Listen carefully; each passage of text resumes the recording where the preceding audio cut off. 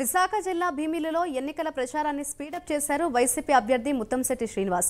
ప్రచారంలో భాగంగా GVMC zone 2 పరిధిలో 6వ వార్డు పిఎం పాలెంలో ఉన్న పలు పార్కుల్లో వాకర్స్తో ముఖాముఖి కార్యక్రమంలో పాల్గొన్నారు ముత్తంశెట్టి శ్రీనివాస్.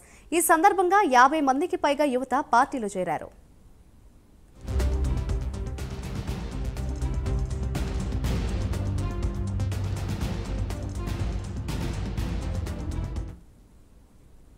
వాకర్స్ కూడా మళ్లీ జగన్ ముఖ్యమంత్రి కావాలని కోరుకుంటున్నారని మరోసారి స్పష్టమైందని అవంతి శ్రీనివాస్ పేర్కొన్నారు.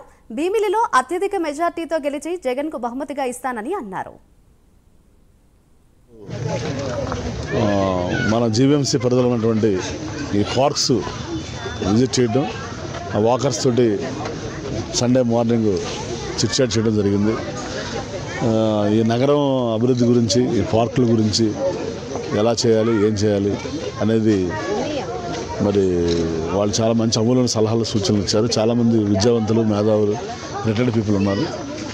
చాలా ఆహ్లాదకరమైన వాతావరణంలో ఒకటేమో ఇది స్పోర్ట్స్ యోగా థీమ్ పార్క్, ఒకటేమో మన రోసిరెడ్డి అదేం పార్క్, అది మిగిలింది వాకర్స్ పార్క్, అది ఒకటేమో శిల్పారామం జాతరలో. సో 3 పార్కుల్లో కూడా 3 రకాల పీపుల్, యూత్, మహిళలు, సీనియర్ సిటిజన్స్ ముగ్గురితో కూడా ఇంటరాక్ట్ అవ్వడం జరిగింది.